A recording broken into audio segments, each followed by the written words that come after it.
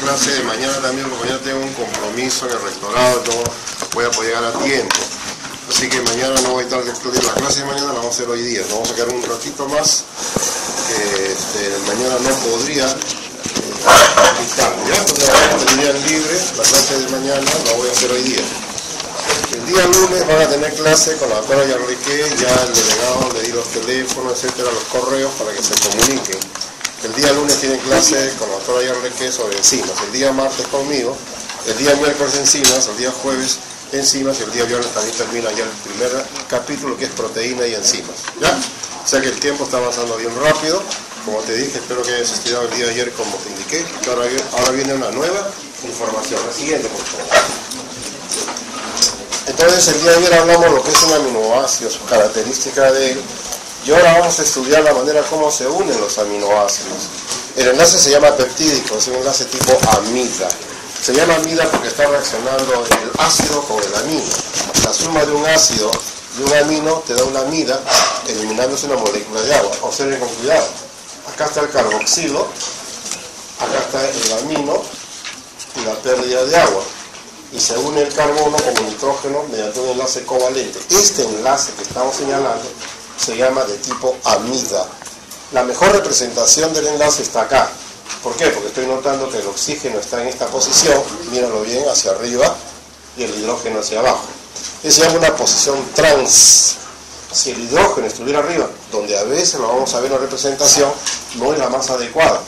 La posición del hidrógeno arriba sería la posición cis. Y en realidad no es lo conveniente porque habría cierta repulsión de carga con respecto a el oxígeno y el hidrógeno en esta posición. Entonces la mejor posición es la posición llamada trans, que lo podemos observar. Si miro con cuidado, esta unión es entre el carboxilo de esta molécula que le llamaríamos la número 1 y el amino de la segunda molécula que le llamaríamos la número 2. Si miramos con cuidado entonces, al unirse estos dos, se acaba de formar un dipéptido, se llama dipéptido, con la consecuencia de la unión de dos aminoácidos, pero hay un solo enlace peptídico, que es este de acá. Y si miras con cuidado, entonces empezaría del lado izquierdo de mi esquema, el grupo amino, le llamaríamos pues el grupo amino inicial, y cuando termina la cadena, vamos a tener el carboxilo o carboxilo terminal.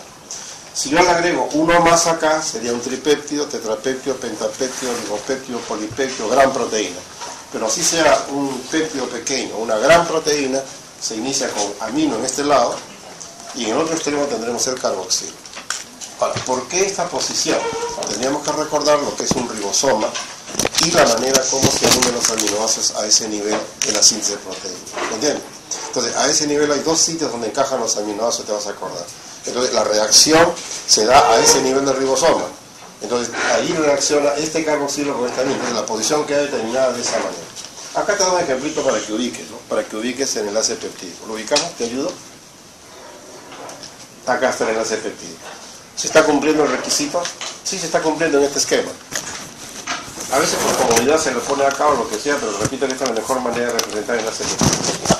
Este es el enlace covalente. Como este aminoácido está graficado con la letra PHE, se trata de la fenilalanina. Es la fenilalanina. Yo te hago una pregunta, porque ayer has estudiado esto.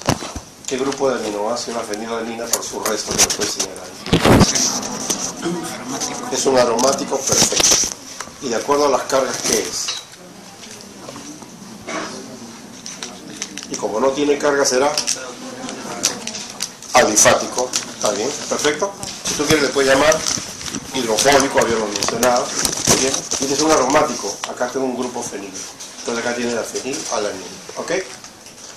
Este aminoácido es la serina. Entonces este resto tiene grupo alcohol. Entonces mi péptido que estoy señalando empieza con fenilalanina, sigue serina, acá está el enlace peptídico. Entonces la serina se une al glutámico mediante este enlace peptídico. El glutámico es un dicarboxílico, acá está su carga negativa. El glutámico se une con la lisina y así sucesivamente. Entonces en una cadena se va a empezar con amino y al final, cuando termina todo, terminaremos con carboxilo. Volvemos a mirar. Un enlace peptídico se forma de esta manera y acá tenemos el enlace peptídico formado. ¿Ok? Acá tenemos una cadenita de varios aminoácidos. Entonces, ¿cuál es el lado carbonilo El lado carbonilo es este de acá, esto se llama el lado carbonilo. ¿Entiendes? Observamos de nuevo, este es el lado carbonilo, el carbonilo, el carbonilo, el carbonilo, el carbonilo del enlace peptídico. ¿Por qué te digo esto? Es que hay enzimas que te cortan en el lado carbonilo del péptido o te cortan en el lado amino del péptido. Entonces, cuando estamos consumiendo alimentos que son proteínas, tenemos una tripsina, tenemos una quimotripsina, tenemos un pepsinógeno, no sé, una pepsina, perdón. ¿Y qué van a hacer ellos? Van a cortar. ¿Dónde cortan? El enlace peptídico. ¿Pero qué lado? Puede ser en el carbonilo, lado derecho, o en el amino, lado izquierdo. ¿Me entiendes? Entonces, hay que tener en cuenta la estructura para entender a la hora que se fragmenta un péptido, porciones pequeñas, por actividad enzimática. Ustedes saben que las enzimas tienen predilección, ¿no? Ya van a estudiar el lunes enzimas que tienen predilección por su centro activo. Entonces, actúa exactamente ahí, y ahí va a cortar, por ejemplo, ¿no? La siguiente, por favor. Entonces ya eso está claro, ¿no? La cadena peptídica se va a representar así, ¿no? Acá tenemos el inicial y acá tenemos el terminal. Ese es el extremo inicial, el extremo amino, y luego el carboxilo, el terminal, ¿no? Acá tenemos una secuencia conocida, porque tú ya lo reconoces, alanina, valina, serina, glicina, por ejemplo, ¿no? Acá tienes un tetrapéptido. ¿Cuántos enlaces peptídicos hay acá? 3 enlaces peptídicos. Y se llama óligo, óligo quiere decir poco, escaso, reducido. Se ha considerado, se ha planteado que un oligopéptido tenga hasta 10 aminoácidos, ¿no? Polipéptido tiene un mayor número. Cuando se habla de una proteína, entonces nos ponemos de acuerdo. Para el razonamiento que estamos haciendo, nuestra proteína contiene más de 80 aminoácidos. ¿Me entiendes? Entonces, hay casos en que te van a decir, no, la proteína es a partir de 100. Pero nosotros estamos tomando un promedio de 80 aminoácidos para la cuestión del curso que estamos haciendo. ¿De acuerdo? La siguiente, por favor. Acá tienes entonces la manera de cómo va a haber el enfrentamiento, ¿no? El movimiento para que tú veas, se acaba de formar. Acá sí se mantiene la idea que yo te dije que no es la correcta, ¿no? Posición cis, ¿notaste? Entonces, en ese esquema han mantenido la posición cis, que no es la correcta, porque en algún momento se va a desequilibrar todo, ¿ya? Pero sin embargo, vale la pena para recordar la manera como es la unión, ¿no? Del enlace a nivel del ribosoma, del carboxilo, que es este de acá, con el grupo amino, que es este de acá, y se va a formar este enlace peptídico, ¿no? Entonces, una vez que está formado el enlace peptídico, notamos que en un extremo, lado izquierdo, tenemos que ha quedado fijo ya el grupo amino y en el otro el grupo carboxilo. Siguiente, por favor. Entonces se llama péptido a la unión de aminoácidos. Yo tengo entendido que si yo tengo una proteína grande, va a haber enzimas, te lo acabo de decir, va a haber enzimas que va a cortar, ¿no es cierto? Vamos a tener péptidos. Entonces esos péptidos provienen de la proteína, esos péptidos provienen de la proteína. Vamos a hablar de péptidos que no vienen de la proteína, pero son péptidos. ¿Por qué son péptidos? Porque resultan de la unión de aminoácidos. Y mira este péptido que no proviene, ¿no? Antibióticos, la gramicilina y la valinomicina, que es un ionófero que lo están mirando acá, ¿no? Esta es la valinomicina. Entonces, míralo con cuidado. Qué curioso. Es un péptido circular, ¿nota? Circular. O sea, no hay extremo amino ni extremo carboxilo en este caso. Bueno, esto va a formar una estructura que permite el pasaje del potasio. Entonces, observa tú, ¿no? La valinomicina es un ionóforo, transporta potasio, un bonito ejemplo, donde cumple el concepto de péptido, no proviene de una proteína, o sea, no proviene de la degradación de alguna proteína, y que tiene una actividad especial, permitir el transporte del potasio a través de la membrana celular. Yo te doy como ejemplo la gramicilina y la valinomicina, que son péptidos cíclicos. ¿Qué quiere decir cíclico? Cerrado. O sea, yo tengo amino acá y carboxilo acá, ¿no es cierto? Pero eso se cierra y se juntan los dos. Es un caso especial, no es un caso común y corriente, por supuesto, ¿no? Algunos ejemplos de hormonas, ahí tienes la oxitocina, ahí tienes la hormona antidiurética, la insulina y otras más que vamos a ver a lo largo del curso, como el glucagón, etcétera, etcétera, ¿no? La siguiente, por favor. Seguimos con más ejemplos para que tú repases por tu cuenta. ¿Ya? Encefalina me la repasas por tu cuenta, la actividad de las encefalinas, las endorfinas, tan importantes las endorfinas, ¿no? Te he dicho que tiene 31 aminoácidos, quisiera que me averigues algunas características de la endorfina y la importancia que tiene para nuestra tranquilidad y nuestra felicidad. Endorfina. Dice que consumiendo chocolate aumentamos la capacidad endorfina y nos sentimos más tranquilos. Así que sería bueno un chocolatito diario sería bueno para darnos más tranquilidad, ¿no? Pero me la averiguas esa, por favor. Materia de investigación que te va a importar a ti para ¿no? Te he buscado un agente hipertensor para que tú lo revises, ¿ya? Me lo subrayas, por favor. La angiotensina. Un agente hipotensor como antidiurético vasodilatador, te he escogido la bradiquinina, un onapéptido. A ver si me lo revisas tú un poquito, me encuentras un comentario para cada uno de ellos, ¿no? Para que lo recuerdes mejor todavía, ¿no? Yo te doy ejemplo como péptidos, ¿no? Que cumplen una función específica y que no provienen de la degradación de una proteína. Pero para tu carrera sería bueno que vayas ya leyendo un poquito sobre qué significa la bradiquinina y qué importancia tiene, ¿no? Te buscamos algo que sí yo me voy a encargar de explicarte mejor más adelante, pero te lo doy acá desde el punto de vista estructural, que sí me interesa, Pero cuando hagamos bioenergética lo vamos a necesitar mucho, el llamado glutatio, ¿no? El glutatio tiene esta representación con letras, porque estamos hablando, a ver, ¿lo identificas esto? Glutámico, ¿lo identificas esto? ¿Lo identificas esto? Perfectamente. ¿Y qué de especial tiene la cisteína? Azufre, el grupo sulfidilo. Entonces yo tengo la forma, a ver si ahora vamos a entender mejor, mira, esta es la representación de forma oxidada y esta es la representación de la forma reducida. Entonces, ¿qué te llama la atención cuando pongo dos azufres juntos? Así es, se va a ver una unión. En el siguiente esquema te he traído a colección para que tú lo vuelvas a revisar, por favor, ¿no? Adelante, por favor. Entonces acá tienes, te he puesto la síntesis de glutatio, que lo vamos a necesitar mucho, porque es una actividad antioxidante extraordinaria. Nuestras células, cuando pierden la capacidad de formar glutatio, vamos a tener muchos problemas a nivel celular, porque los agentes oxidantes muy peligrosos pueden ser contenidos con la presencia de glutatio. Entonces yo te pongo acá, ¿no? Un aminoácido se llama glutámico o glutamato, ¿no es cierto? Está bien. Ahora, reacciona con la cisteína, que contiene azufre, se consume un ATP y te da una glutamilcisteína. Ahora interviene la glicina, mira, se consume el ATP y te da el compuesto que yo quería que tú lo recuerdes, el glutatio, ¿no? Yo quisiera que compares este glutatio, que lo voy a llamar, mira lo que lo voy a llamar oxidado, con este glutatio que lo voy a llamar reducido. ¿Qué pasó acá? ¿Notas? Así es, entonces quiere decir que todos ellos se han unido por un mecanismo de reducción. Y acá tenemos nosotros la presencia de un glutatión reducido, muy importante para los esquemas de oxidación. Todo esto lo vamos a necesitar posteriormente, pero ya te doy idea de que acá hay 3 aminoácidos. ¿Cuáles son? 1, glutámico, 2, cisteína, 3, glicina. Y que va a intervenir en un proceso muy importante que no lo vamos a explicar, ¿ya? Síntesis de glutatión lo he puesto a propósito para que lo tengas en cuenta en esta clase. La siguiente, por favor. Hemos terminado con el enlace peptídico. Hemos terminado con aminoácidos, sabemos las propiedades físico-químicas de ellos, sabemos la importancia que tienen los aminoácidos y los péptidos desde el punto de vista de tampón, y ahora nos preguntamos algo que ya lo habíamos resuelto en la primera vista, estructura primaria de la proteína. ¿Por qué?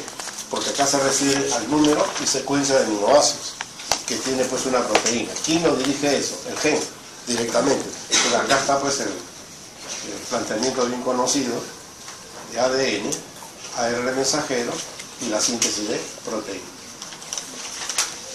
La estructura primaria de las proteínas determina los niveles superiores de organización. Cuando digo niveles superiores de organización, estoy hablando de estructuras secundarias, terciarias, cuaternarias, ¿me entiendes? ¿De quién depende esa estructura? Depende de los aminoácidos de que está conformado. Por eso es importante recordar que los aminoácidos alifáticos tienen una importancia en una secuencia. Los aminoácidos polares tienen su importancia, ¿no? La cisteína con su grupo sulfidilo tiene su importancia, todos ellos. Por eso determinan los niveles superiores de organización para que ésta cumpla su función. Ahora en la clase vamos a ver que cuando no cumple su función, debido a que ha habido una mutación, entonces va a producir alteraciones y a veces muy graves, ¿no? Ya tú lo habrás repasado porque te he dado la vista y ya la tienes hace días para que me repases la enfermedad de Alzheimer y cómo se puede explicar a través del problema de la proteína tau. Que hoy día lo vamos a repasar de nuevo, pero ya tú tienes el material para haberlo revisado también, ¿ya? El número de aminoácidos puede ser pequeño o muy grande por las razones que ya conocemos, pero siempre necesita un ARN mensajero. La siguiente, por favor. Y acá viene algo que estoy seguro que tú lo vas a comprender mejor porque yo me tomé un tiempito el día de ayer para explicarte eso, ¿no? Nuevamente, yo tengo una cadena, imaginamos la cadena, este es amino y en el otro lado está el carboxilo, ¿no es cierto? Entonces yo tengo la posibilidad de determinar la secuencia de aminoácidos de diferentes maneras. Ya el investigador que va a hacer el estudio ya tomará pues lo que más le conviene.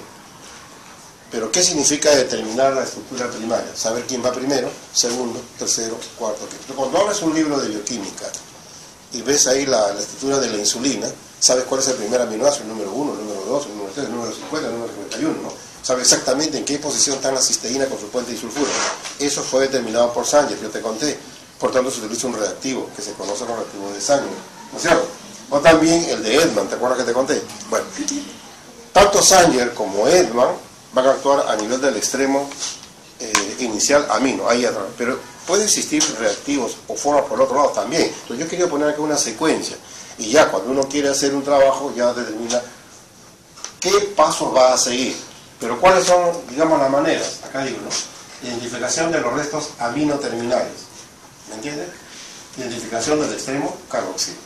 Entonces yo pongo acá una enzima, obsérvalo con cuidado, y acá otra enzima. ¿Ves?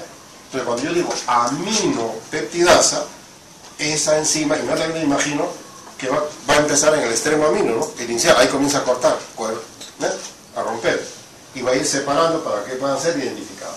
Bueno, no utilizo la aminopeptidasa, utilizo la carboxipeptidasa. Entonces esta va a cortar del extremo terminal carboxilo y de esa manera va a ir separando para que pueda ser identificado de una u otra manera. Ese es el primer planteamiento. Pero, míralo con cuidado. Sobre el extremo amino, además de la aminopeptidasa, tenemos el reactivo de Sanger, que es el flúor de nitrobenceno. Ahora recordemos el día de ayer.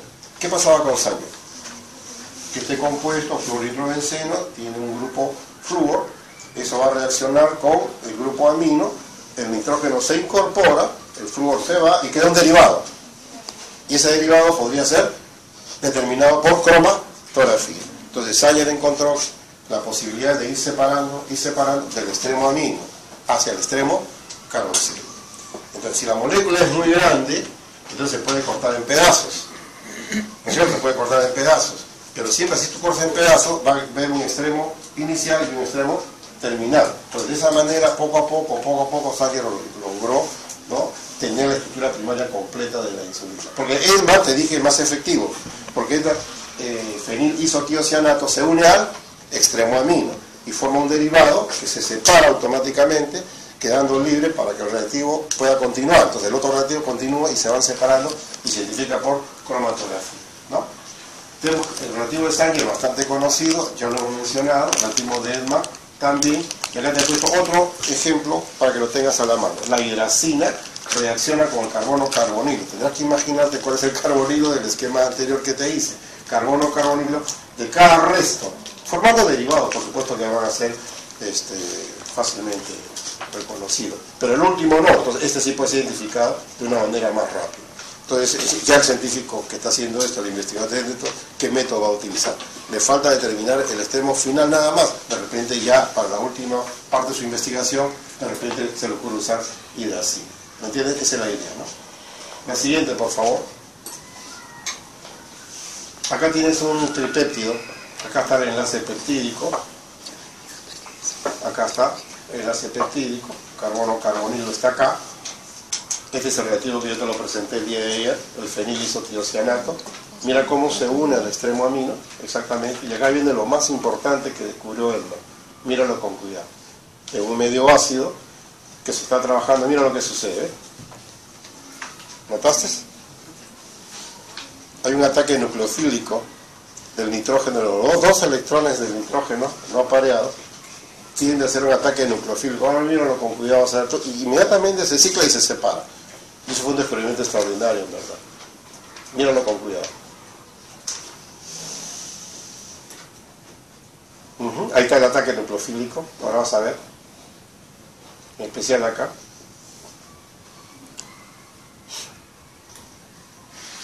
Medio ácido. Ahí está.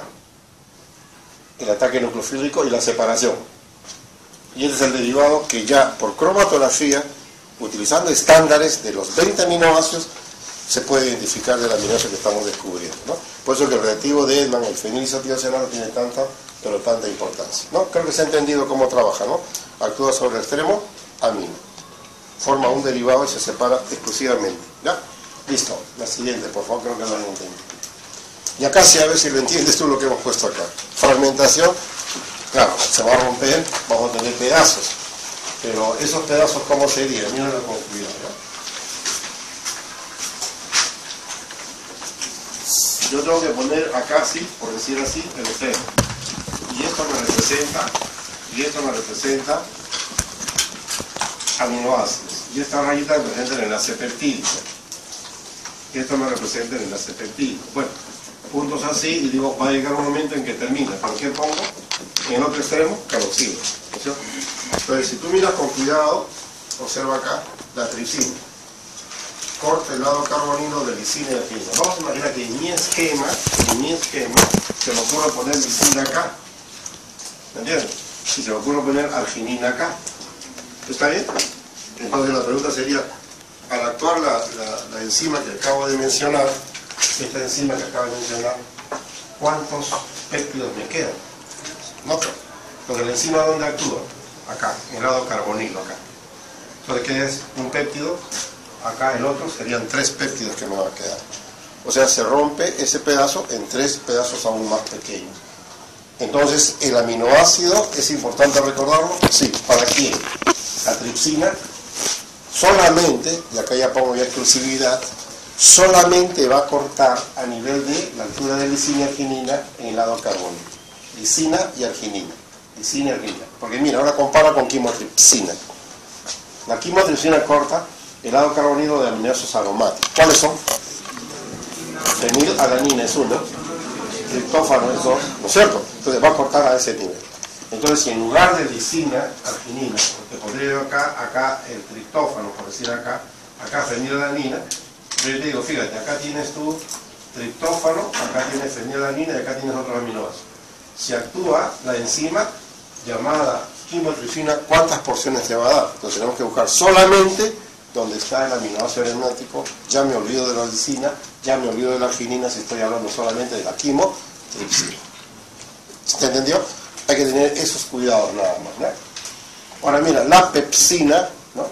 En el lado amino de aromático, que ya lo conocemos, y ácido. ¿Esta palabra ácido la entiendes? ¿Qué aminoácido le llamamos así ácidos? ¿Qué aminoácido de los 20 que te dije que te lo aprendas? Que estaba color rojo, pero ácido aspartico, ácido glutámico, exactamente, eso lo llamamos los ácidos, ¿no? Y sus derivados también, glutamina, que te mencionó me parece, ¿no? Asparagina que te mencionó, ¿no? Entonces, ya ves, te ponen así nomás porque se supone que el día de ayer ya hemos hecho eso. Entonces ya vamos avanzando con mayor rapidez, ¿ya? Pero si tienes alguna duda, por favor me haces saber, ¿ya? Bromuro de cianógeno al lado carbonilo de metionina, donde hay metionina nada más. Mira, qué exclusivo, ¿no? Solamente donde hay metionina. ¿Y metionina qué es? Un aminoácido azufrado. Perfecto. La hidroxilamina, el lado carbonilo de asparagina y glicina. ¿Qué es la asparagina? Es una amida de quién? Del ácido aspartico. Del ácido aspartico. ¿No? Si tú quieres, vuelve a revisar la fórmula del ácido aspartico y la fórmula de la asparagina para que veas tú la diferencia. No porque te aprendas de memoria, simplemente porque veas la diferencia. Es una amida. Yo te pregunto, porque ya te acabo de enseñar. ¿Qué es una amida? Te acabo de decir, ¿qué es una amida? La reacción entre exacto, más el amino. Porque el enlace peptídico, ¿qué cosa es el enlace peptídico? Es una amida. Está reaccionando el carboxilo de una molécula con el grupo amino de otra. Y se va a una molécula de agua, te lo acabo de decir. Entonces, la consecuencia es una amida. El enlace peptídico es una amida. Entonces, cuando yo te digo, la asparagina es una amida del ácido aspartico, quiere decir que hay una reacción, ¿me entiendes? Yo te digo, la glutamina es una amida del ácido glutámico, había una reacción del tipo amida que te acabo de mencionar, ¿ya?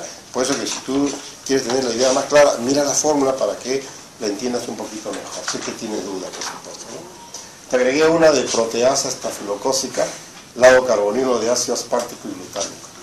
¿no? Lo puse a propósito porque el Staphylococcus aureus es sumamente peligroso, una infección terrible, puede producir a nivel de las heridas y avanza con gran rapidez, y a veces hay antibióticos que ya no le hacen nada porque han mutado tantos de estos estafilococos que de sumo cuidado, ¿no? Las infecciones en la piel son muy peligrosas. Y mira, tienen muchas formas de atacar. Una de ellas es mediante proteasas. O sea, destruye las proteínas con una facilidad extraordinaria. Pero, desde el punto de vista bioquímico, ¿dónde corta? Lado carbonilo del ácido aspartico y el ácido glutámico, que le llamamos los aminoácidos de tipo ácido, como hemos quedado, ¿no? ¿Está claro esta lámina? ¿Se entendió? La fragmentación de péptidos se basa en enzimas, en verdad, ¿no? Vamos a ir cortando mediante enzimas. ¿Y para qué se corta? Bueno, lo que queríamos es averiguar la estructura primaria de la proteína, ¿no es cierto? Entonces a veces se corta para tener pedazos más pequeños y averiguar cuál es el primero, el segundo, el tercero, y al final tener la idea completa de cómo es la proteína. De esa manera se puede averiguar, pues obvio, cuántos aminoácidos tiene la cadena alfa de la hemoglobina, cuántos aminoácidos tiene la mioglobina, cuántos aminoácidos tiene la globina sérica, etcétera, etcétera, etcétera. ¿Ya? Esa es la idea. Conclusión, ¿qué hemos llegado hasta acá? Hemos tratado de averiguar la manera de investigar la estructura primaria de una proteína. ¿Qué cosa es la estructura primaria de una proteína? Es el número y secuencia de aminoácidos que tiene esa proteína. ¿Quién controla eso? Los genes. A través de su ARN mensajero se produce un proceso de traducción y se forma la proteína, ¿no? Yo creo que quedó claro. La siguiente, por favor. Entonces acá tenemos ya la definición del enlace peptídico, ya está dado. Ya tenemos la cadena. Ahora, para entender las estructuras superiores tenemos que volver al enlace peptídico. Nuevamente mi esquemita acá quiero que lo mires. A ver, acá tenemos la posibilidad de enlace peptídico, te lo estoy señalando. Donde yo veo carbono, nitrógeno, es enlace peptídico, ¿ya? ¿Está bien? ¿Está bien? Perfecto. Estos enlaces peptídicos son coplanares, sus elementos. Significa que en un mismo plano lo vamos a encontrar, mira. Primera característica del enlace peptídico, sus elementos son coplanares, míralo ahí. Sus elementos son coplanares. Otra característica que yo puse especial cuidado, insisto ahora, la posición del oxígeno, obsérvalo, y el hidrógeno es trans, como debe ser. Ahora, cuando ya se midió, ¿no?, el espacio a la distancia entre el carbono y el nitrógeno del enlace peptídico de 1,33 o 1,32 Armstrong, se dedujo de que esto entonces no tendría un movimiento o rotación como nosotros enlace que estamos señalando acá, y en realidad está muy limitado. Por eso acá se ha puesto no tiene libre rotación. Es otra característica del enlace peptídico.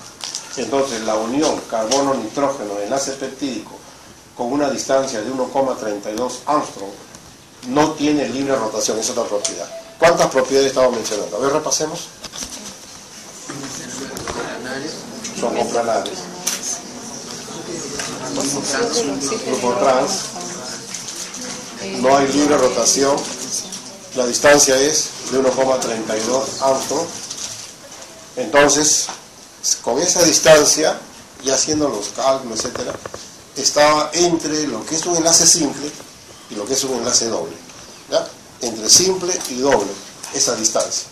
Entonces, se llegó a la conclusión que acá existe, digamos, una propiedad muy especial, ¿no?, que tiene solamente este enlace peptídico, ¿no?, donde no hay rotación. La pregunta entonces, ¿dónde hay rotación? Acá, mira. Acá tienes el carbono alfa, acá notas acá, y mira acá, observa, rotación. Entonces acá tienes el ángulo que se llama phi de libre rotación y el ángulo que se llama psi de libre rotación. Observa tú, sentido de la manecilla del reloj, acá. Entonces quiere decir que esto sí rota, esto no rota. Esto sí rota, este no rota. Esto sí rota, etcétera, de tal manera que la estructura de la cadena polipeptídica va a cambiar de aspecto conforme el ángulo phi o el ángulo psi. ¿Te aclaro acá? El ángulo psi es una rotación del enlace carbono o alfa-carbono. El ángulo phi, rotación del enlace nitrógeno-carbono. Entonces nosotros tenemos acá el ángulo psi, carbono-carbono. El ángulo phi está acá, o sea, carbono-nitrógeno, como lo pueden notar, ¿no? Entonces, de acuerdo a los ángulos que se puedan suscitar en el movimiento movimiento de esta porción es que se va a originar las estructuras secundarias de la proteína y terciarias de las proteínas. ¿Okay? Entonces, esto es la característica del enlace peptídico. ¿Se ha entendido? Pregunto, ¿cómo se origina este enlace? ¿Cómo se origina este enlace? De la unión entre carboxilo de uno y el amino del otro. Se eliminó una molécula de agua. ¿Cómo se llama este enlace? Enlace amida. Sus elementos, como son nitrógeno, carbono, oxígeno, el carbono alfa del otro, el carbono alfa de acá y el nitrógeno, están en un mismo plano. ¿Cómo se llama esto? Coplanares. La posición del oxígeno y el nitrógeno, perdón, es de posición trans. Estamos mirando bien, ¿no? Posición trans. ¿Ya? Movimientos. En el propio enlace peptídico carece de movimiento, pero hay dos que sí tienen movimiento. Originando un ángulo. ¿Cómo se llama este ángulo? Phi, de la letra griega phi, y este ángulo de la letra griega psi. Acá está, para que lo veas bien, carbono y nitrógeno. Y acá estás viendo el otro que es el enlace de carbono-carbono. ¿Hasta ahí se entendió? Sí. ¿Qué significa estabilización por resonancia? Para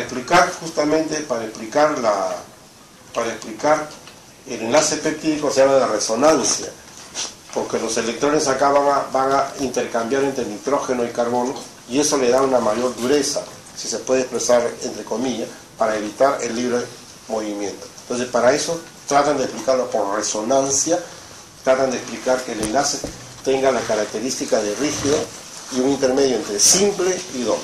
Porque si yo miro así nomás digo, no, ese tiene movimiento. Pero si yo le pongo un enlace doble, digo, no, el movimiento está restringido. ¿Me entiendes? Creo que no se acabó. Se acabó la carga. A ver, ahí está.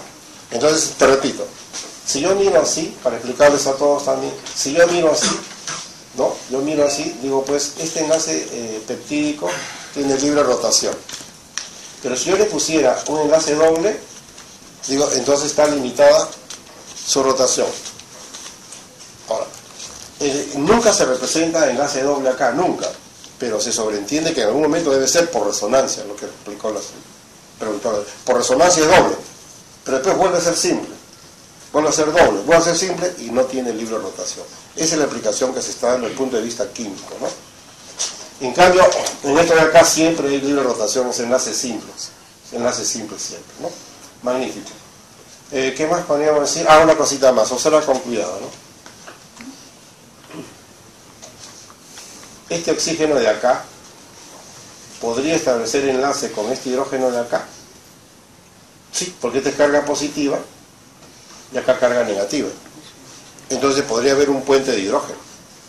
¿Me entiendes? Podría haber puente de hidrógeno entre este oxígeno o un hidrógeno que está acá, mira. ¿Notas? Mira. O sea, si esta molécula lo doblo un poquito, de acuerdo a este ángulo, lo doblo un poquito para este lado, utilizar la imaginación, por favor. Que este hidrógeno, al darse vuelta a esto, lo pongo para este lado, este hidrógeno para este lado, entonces habría la posibilidad de una atracción. ¿Me entiendes? Esa atracción permite un enlace que se llama puente de hidrógeno.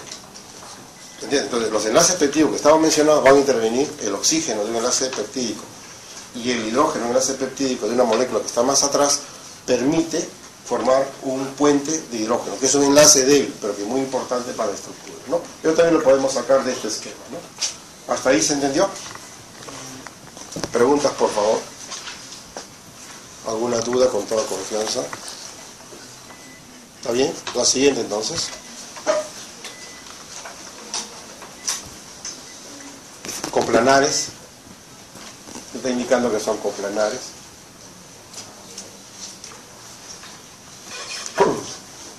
Posibilidad trans. El ángulo phi te lo menciona. El ángulo psi. La capacidad de rotación. Entonces, esa rotación, esos ángulos están en unos cuadros, pues. Ya los especialistas, cuando me dan una lista de phi, sí, ya pueden deducir de qué se trata. De un alfa helix, de una hoja beta, solamente teniendo en cuenta mirando los ángulos, ¿no? Porque los ángulos son los que determinan las características superiores. El movimiento para que lo vean las características. Con eso ya cimentamos la idea completa, ¿no? De una región planar. La siguiente, por favor. Nuevamente otra esquemita para que ya tú trates de ubicar. Acá está el ángulo. Sí, claramente. Es la rotación que tiene.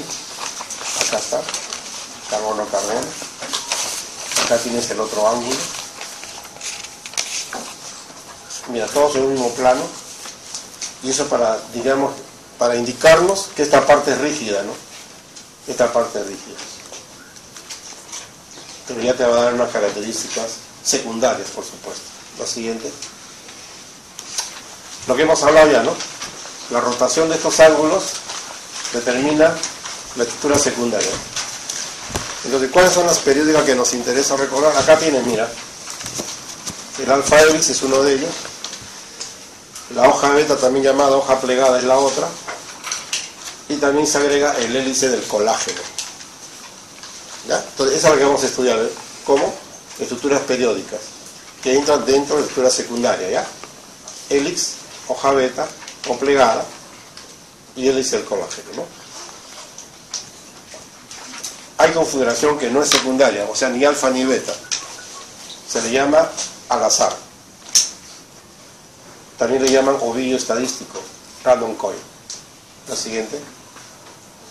La primera de ellas se llama alfa hélice. Hélice alfa, ahí está. Entonces, esta es la característica, mira, bastante conocida. La siguiente, por favor. Acá está, con más claridad me parece, exacto, ahí está, mira. Y acá tienes el enlace de hidrógeno que estaba mencionando, el enlace de hidrógeno, ahí tienes un puente de hidrógeno. Entonces este puente de hidrógeno intracadena es el que va a mantener la estructura, intracadena, el puente de hidrógeno. Eso es lo que va a mantener la estructura helicoidal, esa forma tan importante que recordar. Acá la tienes también. Entonces siempre es posible cuando un aminoácido está en esta posición, el cuarto aminoácido que está acá es posible que forme un puente de hidrógeno, por la rotación que tiene, por supuesto, ¿no? Y esta otra manera de representar, mira, ya en una proteína, ¿no? Acá tienes, pero hay una parte que no es alfa L, ¿notas? ¿Ya? Acá, este es el random coil. Entonces, este es un doblez. Si este es un doblez, tú imagina qué aminoácido estará acá, ¿no? Claro, la glicina puede ser, la prolina también. ¿Ve? Ya tú puedes decir, o sea, nunca podemos pensar en alfa L, por supuesto, ¿no? Nuevamente, si este es el alfa hélice, sería muy incómodo que existan aminoácidos ácidos o aminoácidos básicos que pueden unirse entre sí. Entonces eso pues alteraría la estructura, ¿no? Entonces, ¿cuál es lo más recomendable? Los alifáticos para esta cadena, los alifáticos de resto corto, no muy grande tampoco, son los más recomendables para que se mantenga esta estructura que se llama alfa hélice, ¿no? Regresamos. Gracias.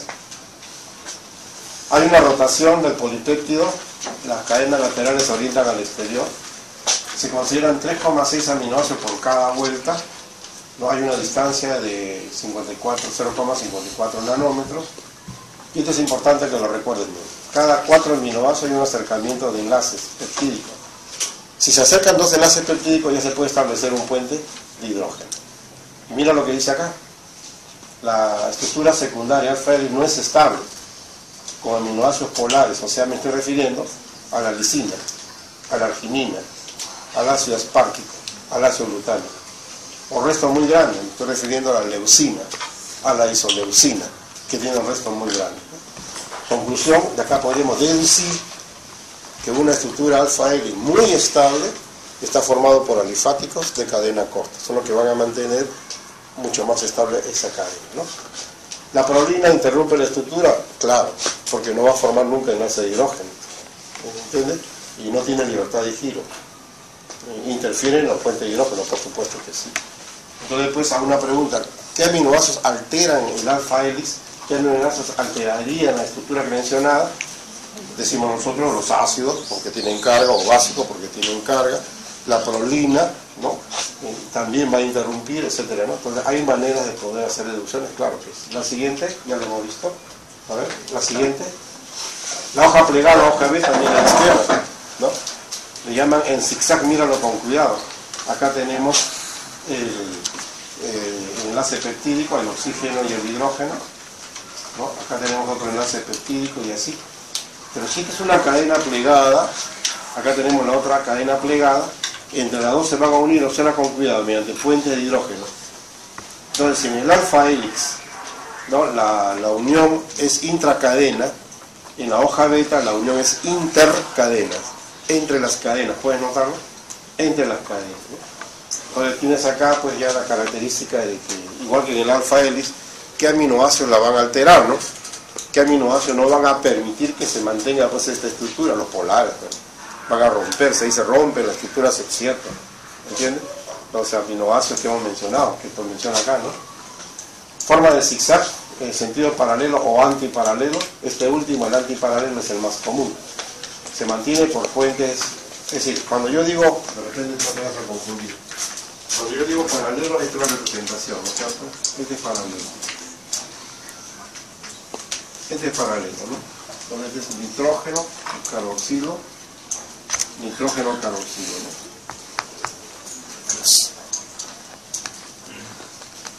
Bueno, si yo pongo nitrógeno, carboxilo, nitrógeno, a eso se le llama antiparalelo.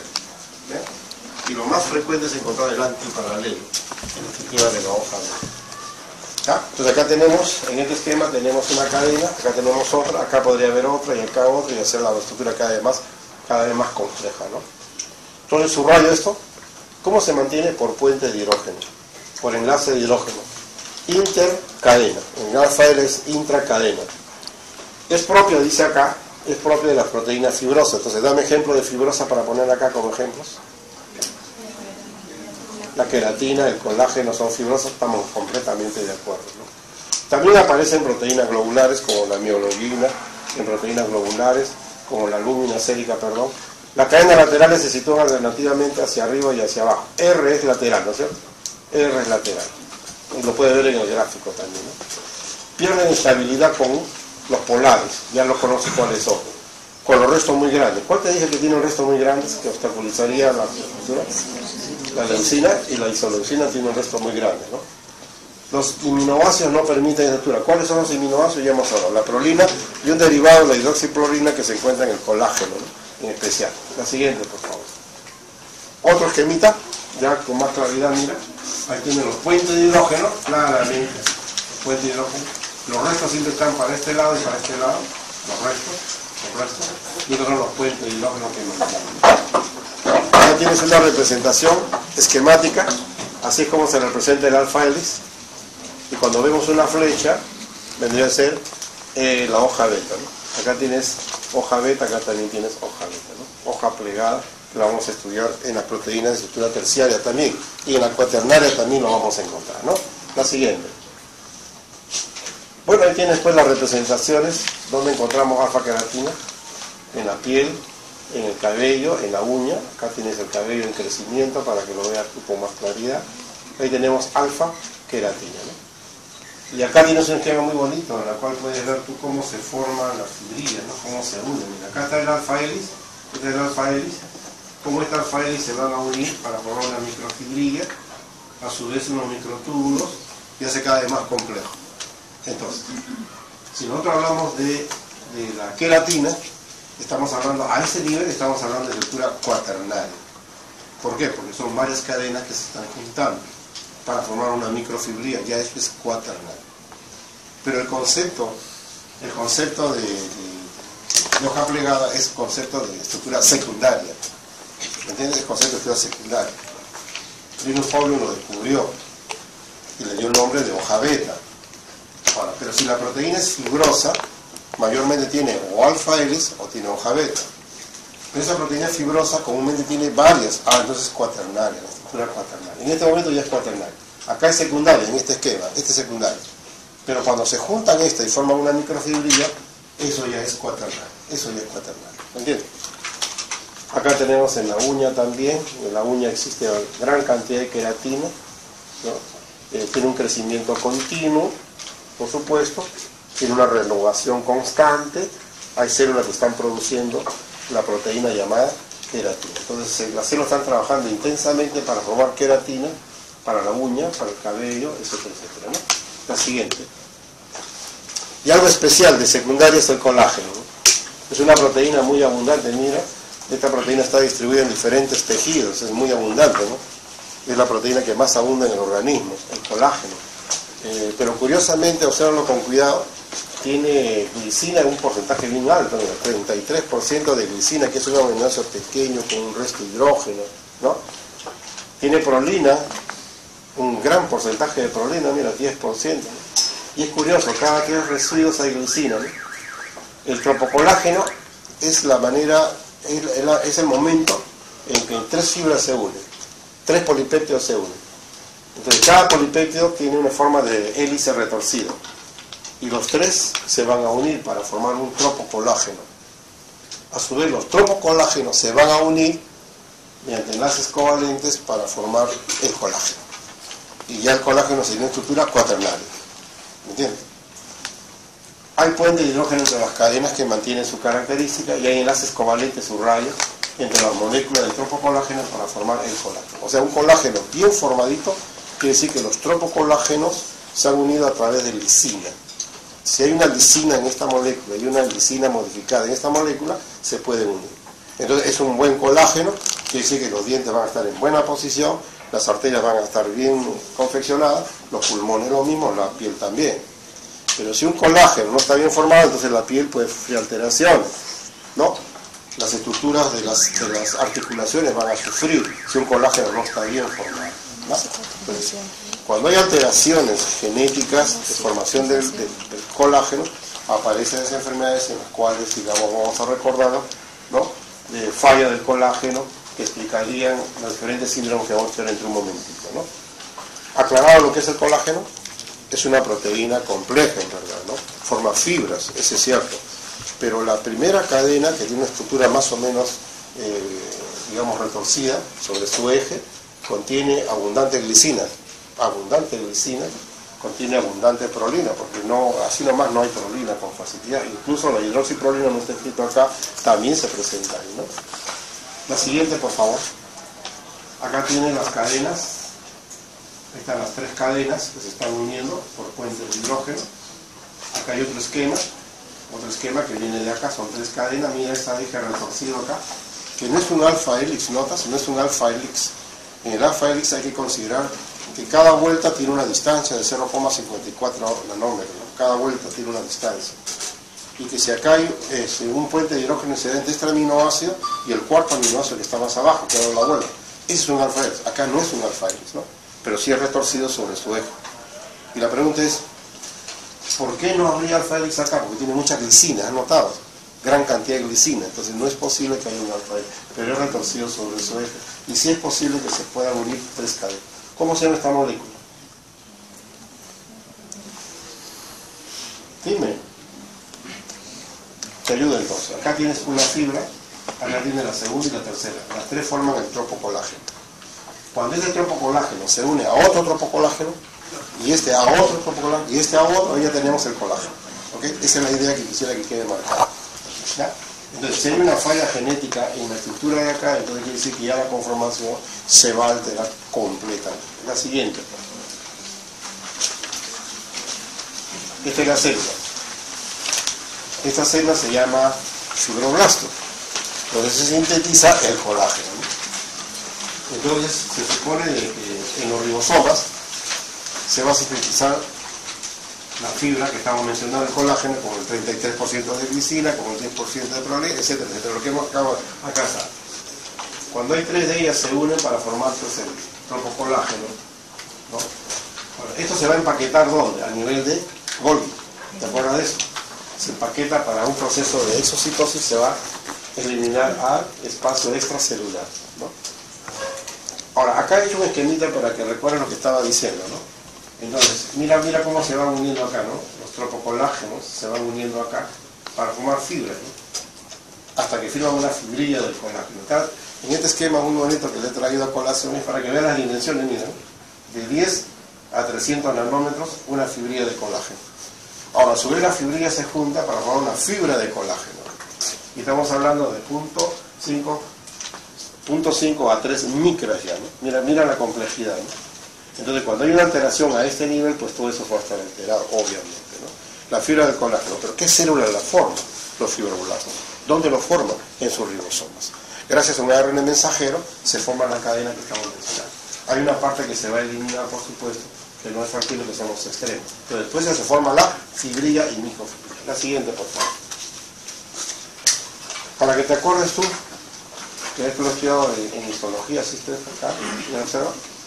Gran cantidad, mira, bien distribuido. En el cartílago hay una cantidad tremenda, cartílago, mira, con el colágeno. La córnea, mira. En el hueso, ¿no? En el hueso, mira la cantidad que existe, ¿no? Y en la piel, cantidad de colágeno que da pues la estabilidad de la piel. Por eso que a veces cuando hay esa propaganda que estaba escuchando, que para mejorar la piel hay unas cremas que tienen colágeno y que lo aplican, ¿no? Como crema, estoy hablando como crema.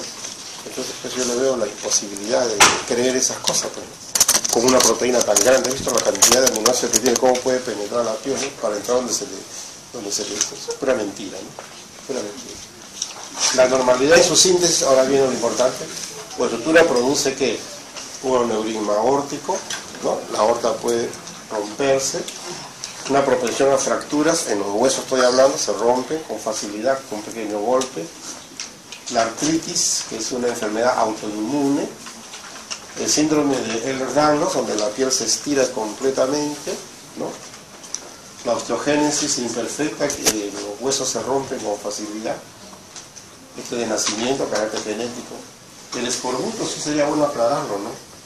¿Por qué pongo acá escorbuto? Porque en realidad pues la vitamina C se requiere para terminar de formar el colágeno, la vitamina C. Entonces si nosotros no consumimos vitamina C, por 3 o 4 meses no se consume vitamina C, comienzan las consecuencias del escorbuto, que es debilitamiento de los dientes en su posición que pueden caer y sangrado de las encías. O sea, ¿qué es escorbuto? Sangrado de encías. ¿Por qué? Porque hay un debilitamiento de la posición del diente en el alveolo. Entonces, por falla del colágeno. ¿Pero por qué falla el colágeno? Por falta de vitamina C. ¿Ya? Acá es por falla de vitamina C. Quiere decir que si la vitamina C se repone, entonces vuelve a aparecer el colágeno normal. ¿Ya? Eso te aclaro acá, he puesto el escorbuto para aclararte eso. ¿Ya? En cambio, por ejemplo, la artritis es otra cosa, ya los anticuerpos no lo reconocen como tejido propio y lo tratan de destruir. Se llama una enfermedad autoinmune. Autoinmune. Lamentablemente sucede eso y no tiene explicación hasta ahora, ¿no? La esclerodermia es una enfermedad autoinmune. El lupus es una enfermedad autoinmune. La artritis es una enfermedad autoinmune. Entonces se va destruyendo el colágeno, se va alterando el colágeno por una enfermedad autoinmune.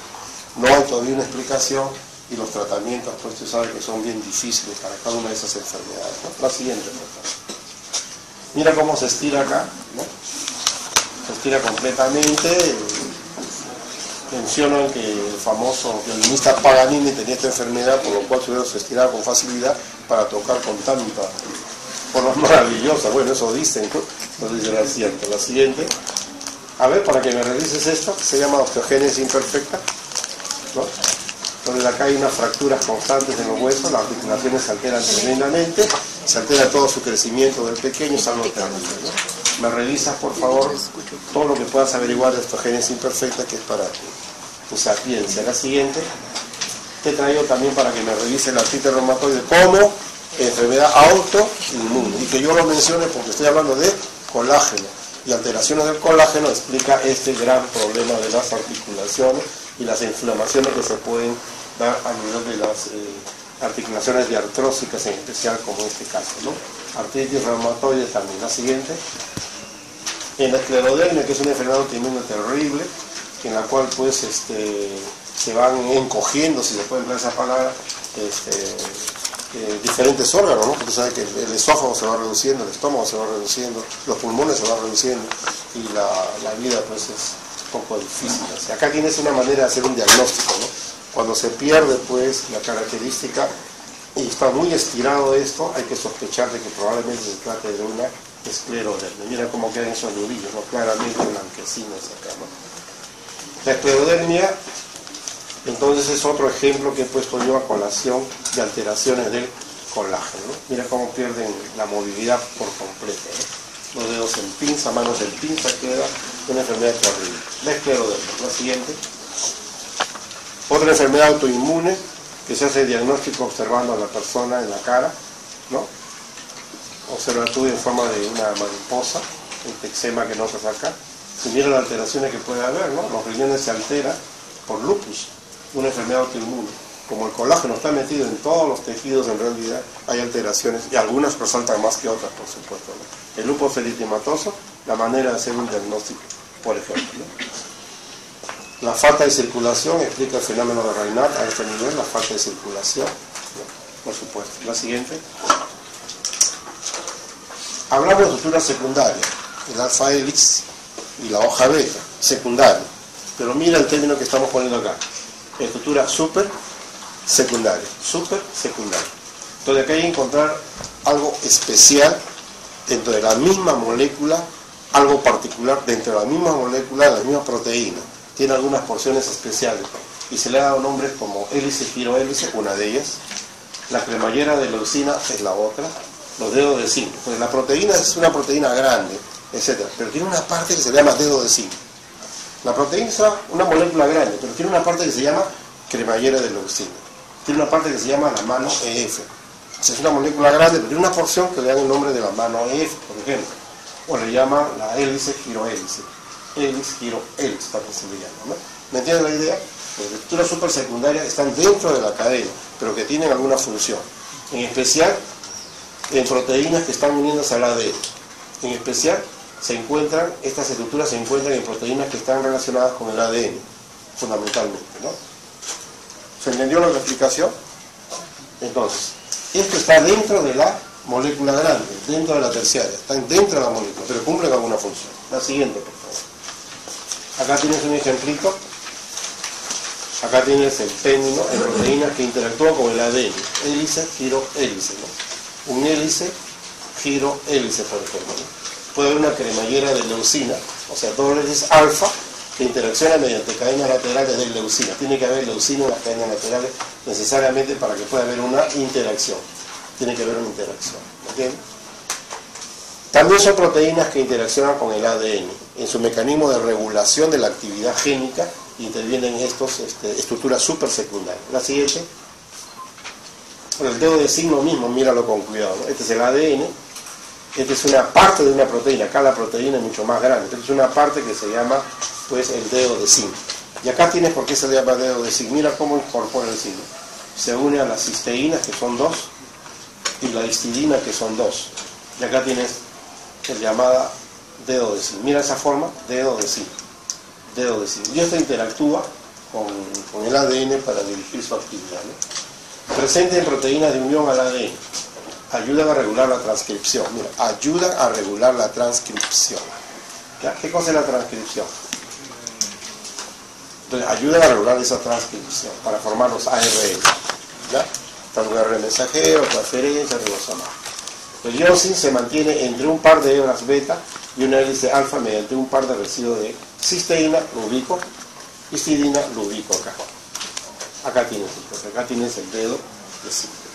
Aclarado, ¿no es cierto? Son estructuras super secundarias que están relacionadas con el ADN para dirigir su actividad.